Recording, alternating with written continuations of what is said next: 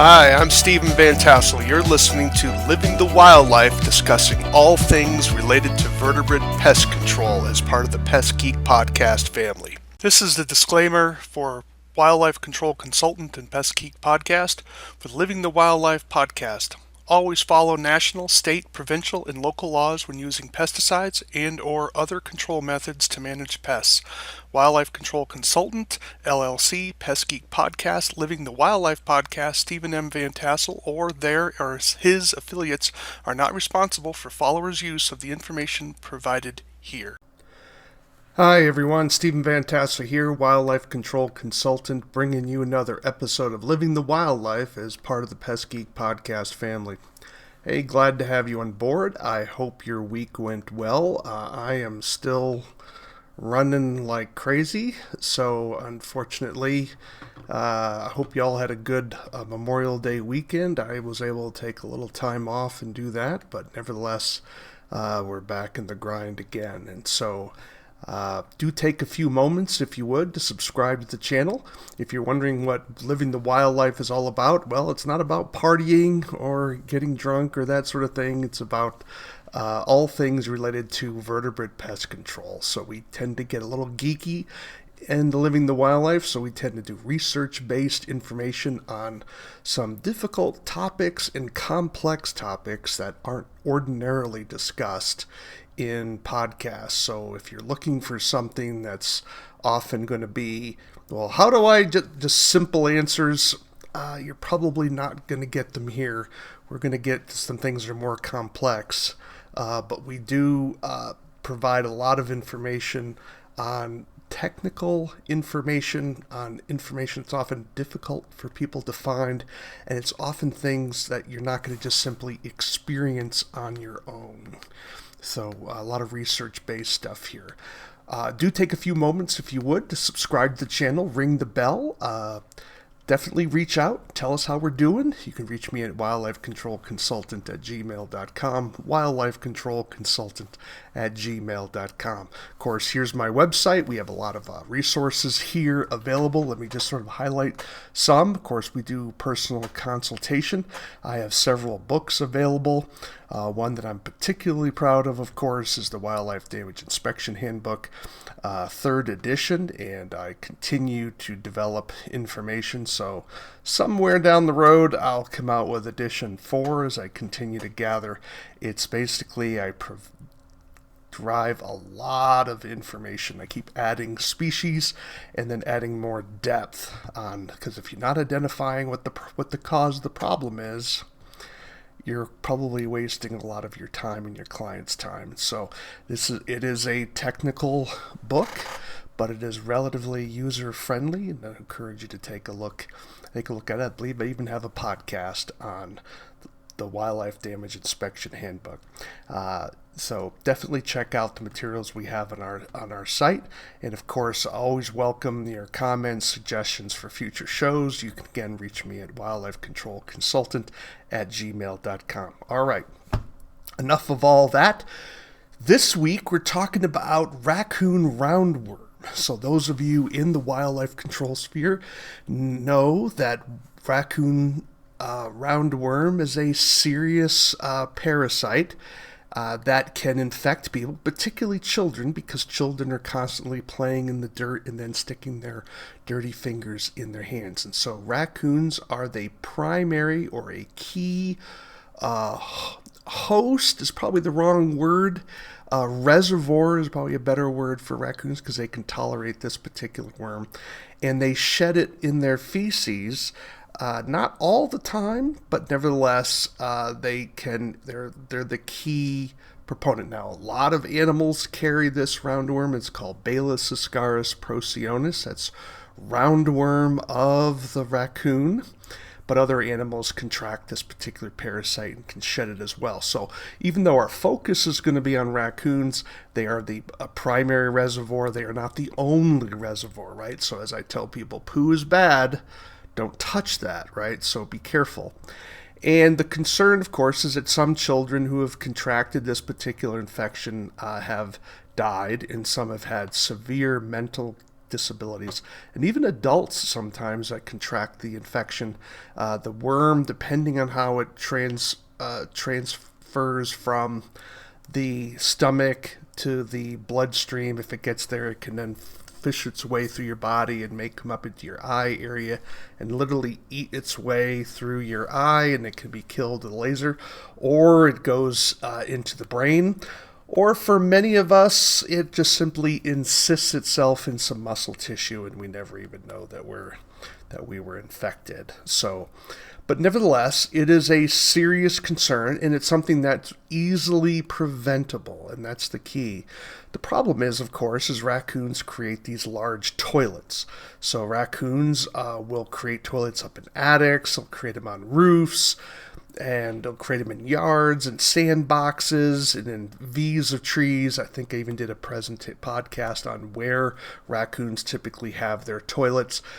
So it's a problem. So how do you clean that up for a client, especially if a client wants to have it done? Or how would you recommend that the client handle this? Well, this is the podcast we're going to talk about where you get some resources on the kind of advice you would need to give them in that regard. So let me pull up the first document then. And this one is from the CDC. Notice it's in the CDC stacks. So let me pull this link up, of course, and this is what it's called. It's called Raccoon Latrines, Identification and Cleanup. And this is a single-page publication created by the CDC. And you can see the date for it is 2011. So it's pretty recent. There's not a lot of changes and a lot of disease information, right? So it was published in April 14th, 2011. And what you want to do with this is something you can download and store on your company computer so that when you have situations where you encounter this, you can then send this file to your client as some information that can be used. And it's not you saying it, right? It's the CDC. You are simply the vehicle letting them know about this particular resource so that you can help allay some fears. Because one of the problems is it can be pretty scary for people when they have, a massive toilet up in the attic and they're worried about their children, of course, and now how do you handle that? And so this is something that's going to be important for you to be able to give them quality information that's not going to scaremonger, but not just going to say, oh, everything's going to be fine and I'm going to sterilize your facility. I hope you never use the term sterilize, right? So if you get hired to remove a raccoon latrine, you are going to clean the area. You are not going to sterilize it. You are going to improve its sanitary condition, but you are not going to guarantee that you have eliminated all the raccoon roundworm eggs. Be very careful how you phrase things because there's no way you're going to be able to confirm that. Now, all that being said, there are some things to do. So let's highlight them briefly here. And you can read this, of course, for yourself. It's not very long. Single page, bullet points, very quick. The first technique you can use when you're removing raccoon roundworm, of course, your first job is to remove as much of the physical matter as possible without stirring up dust, right? So you don't want to aerosolize those eggs, and so you're going to want to, wet it down. If you wet it down with soapy water, all the better, but then you want to wet it down, and then you want to sort of shovel it up, put it into industrial strength plastic bags, avoiding creating a cloud of dust. And so I don't want to go into all the details here, but think about where that dust could go. So you need to be sure you're quarantining off areas that you're removing that. Some wildlife control operators like to use these large industrial vacuums, and so they don't have to. They will then, punch out the attic vent, for example, so they're not even going through the living space. And then they can suck all this information out, all this this material out into these large vacuum cleaners. Now, the concern that I have with that is, are they HEPA, right?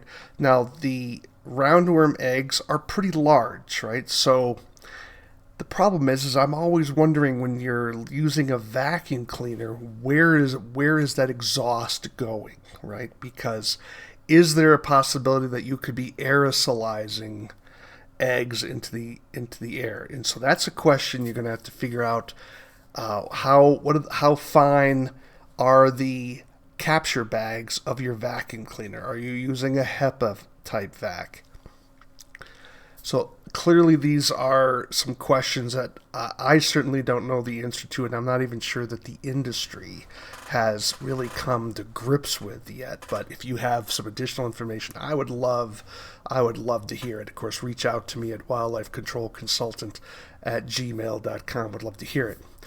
Nevertheless, with all the work that's been done, you would think that if these issues were problems, we probably would have heard something by now.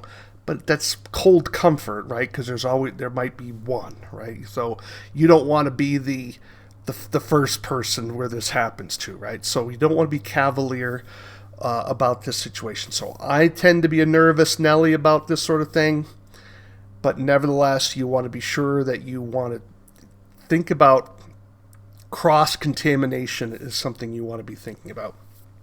So you're wetting down the droppings just to kind of keep that dust down. Some people even use air scrubbers. You're going to shovel up or gather up that fecal material along with the insulation, put it into industrial plastic bags, tie it up, and you're going to bring all that to the dump. Okay. How do you now clean the attic?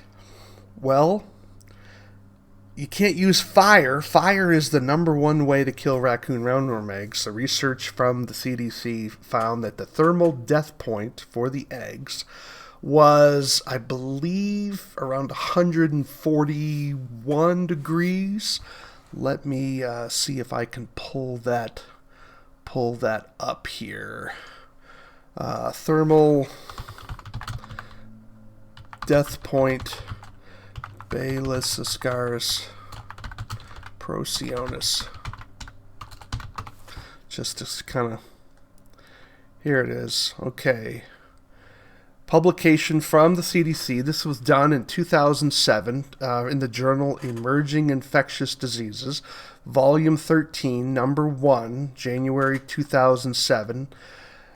And the thermal death point of Baylisascaris procyonis eggs. And so to make it, sort of bottom line it here for you, it is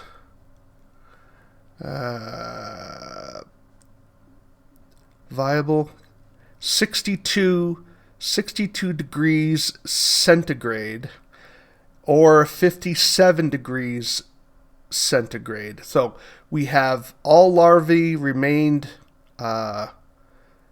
viable in water up to 47 degrees centigrade. All larvae were viable at 52 and 57. Complete inactivation occurred at 62 degrees centigrade.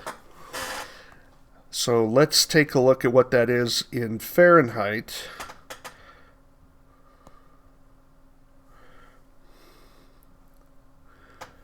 So 62,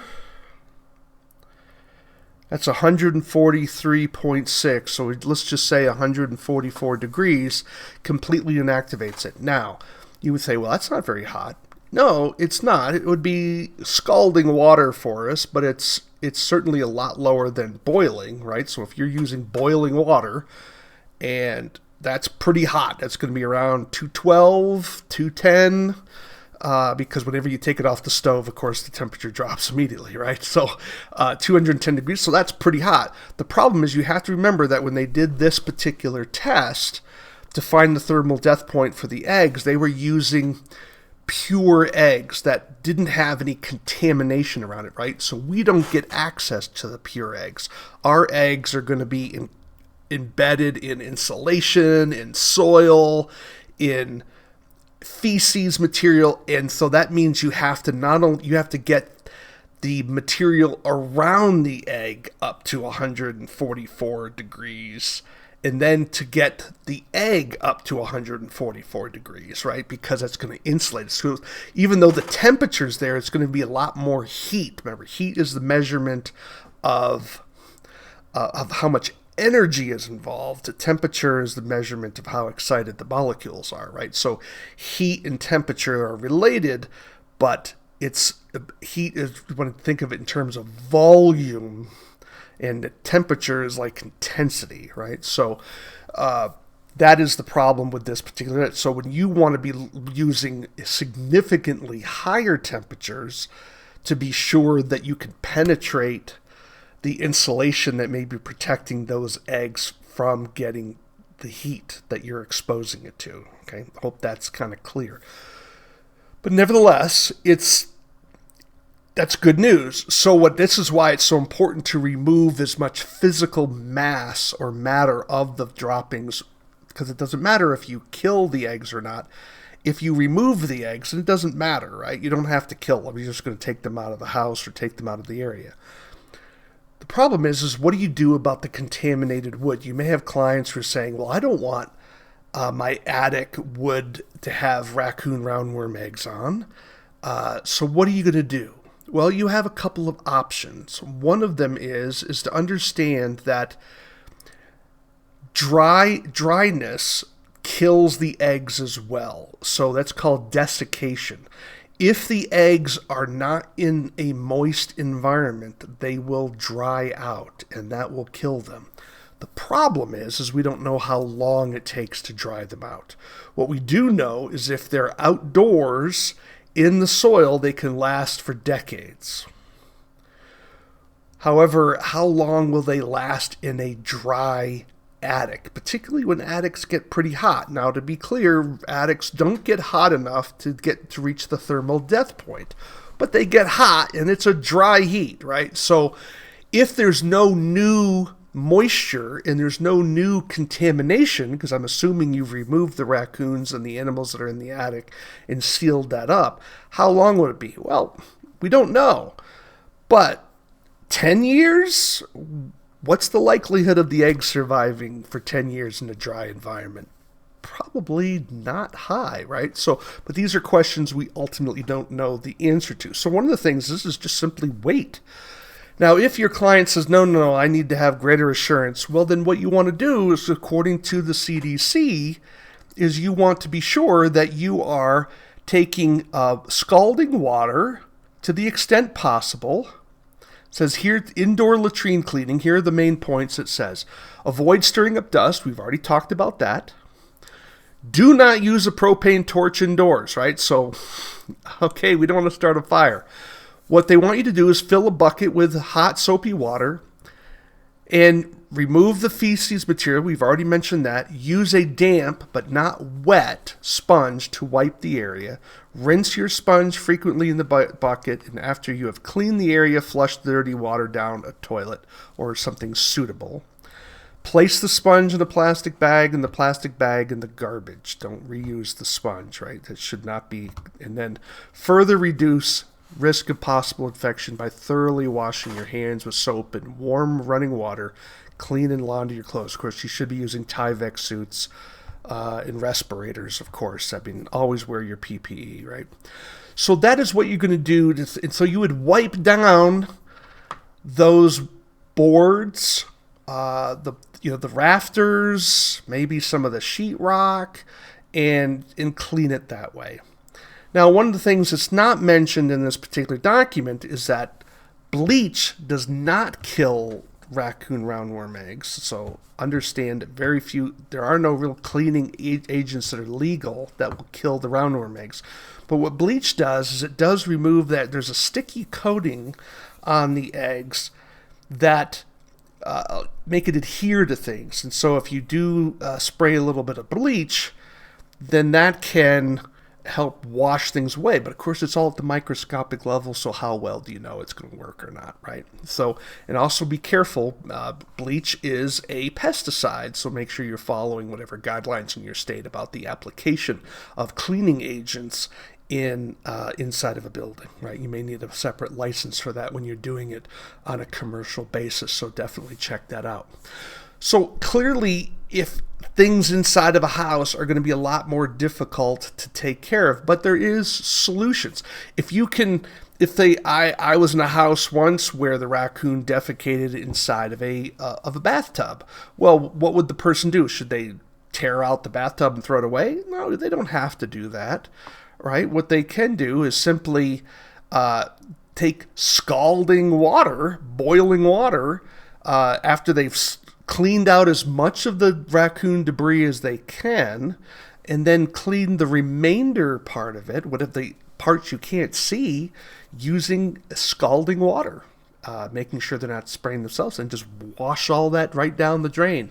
You have to take out the big material, otherwise it might clog your drain, right? So, but for the microscopic material, you can then clean that. I gotta be careful with the word sterilize, but I think that would be one location where you probably could be pretty sure, because you're getting to that clean environment, and also the tub is non-porous, where wood, of course, is porous, and so you don't know if the eggs are they getting embedded in some of the wood cracks and that sort of thing. That creates its own problem, but tubs can handle a lot more heat. Now, if you're dealing with toilets outside of a house, or toilets that are on top of something like concrete or asphalt, you can flame it, right? So you're going to scrape that material up as much as possible.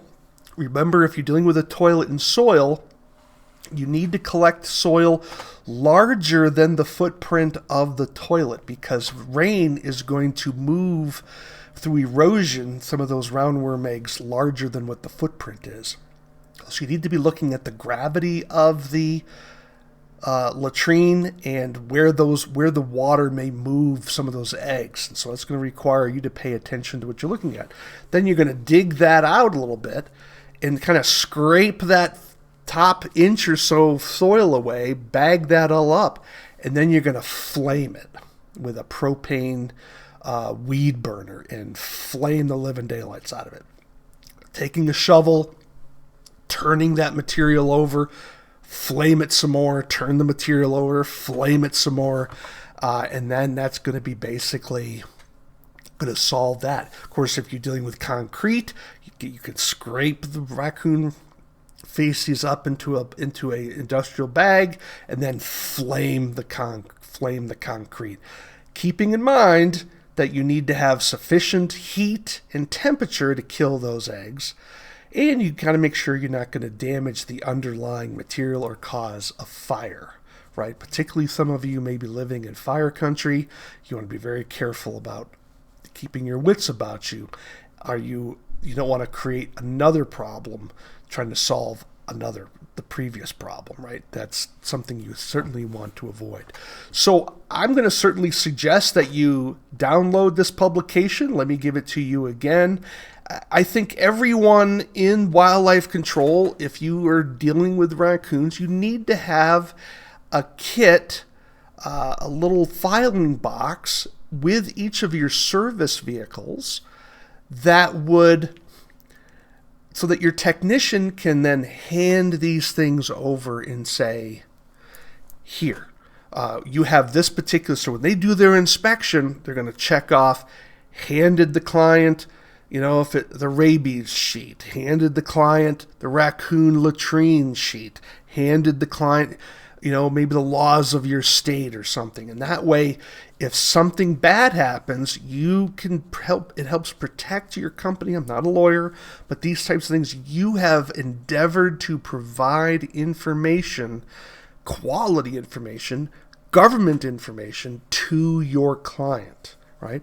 When I was in business, it was annoying, but, I did kind of get some sort of glee out of it when clients would tell me, oh, the previous guy said I could translocate the animal. And I said, well, they're lying. Either they were lying to you or they were breaking the law. And I would hand them a publication from my state's wildlife agency and said it was on their letterhead. It had their logos on it, their publication. I said, don't believe me.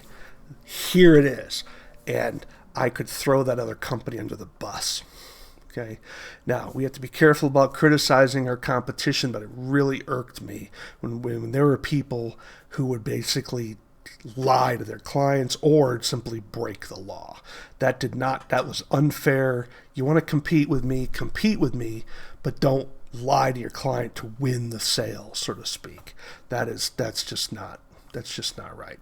But you may have a different practice, but nevertheless, you need to have this sort of filing box that you have with your clients, or maybe if you're doing everything digitally, that you're able to email that to them or provide them the links saying, here is the information. This helps you get started in this particular direction. And it can really be helpful, solve a lot of questions. And then it's not you're not worried about, well, did my technician give enough information? It's like, here it is, right? This is straight from the experts at the CDC. Now, some of you may be saying, well, but I want to get more information about how I am supposed to clean up these latrines. Well, in that situation, I'm going to suggest that you take a look at a publication that I was involved in, and this is called A Draft Proposal for an Industry Protocol for the Cleanup of Raccoon Latrines. It is a publication you can easily download, doesn't cost anything. This is something that I wrote with another gentleman when I was at the University of Nebraska-Lincoln, and it was my attempt to try to start a conversation with the wider industry and say, look, we need to create some standardized protocols for how we are going to handle raccoon latrine cleanup. Unfortunately, I was unsuccessful, right? So why? Because a lot of wildlife control operators don't like listening to anyone, and they're like herding cats, and they hate technical information, and they hate rules, and blah, blah, blah, right? So I've been down that road before. You can listen to some of my other podcasts. But it's hurt the industry, in my opinion. And so this is one of the things I envy about the pest control field. They do develop protocols and then share that information so that everyone's on the same page, and I envy them for it, right? They're a little bit more sophisticated, and of course they're a lot wealthier than those of us in the wildlife control field. So hey, you got to give them their due on that.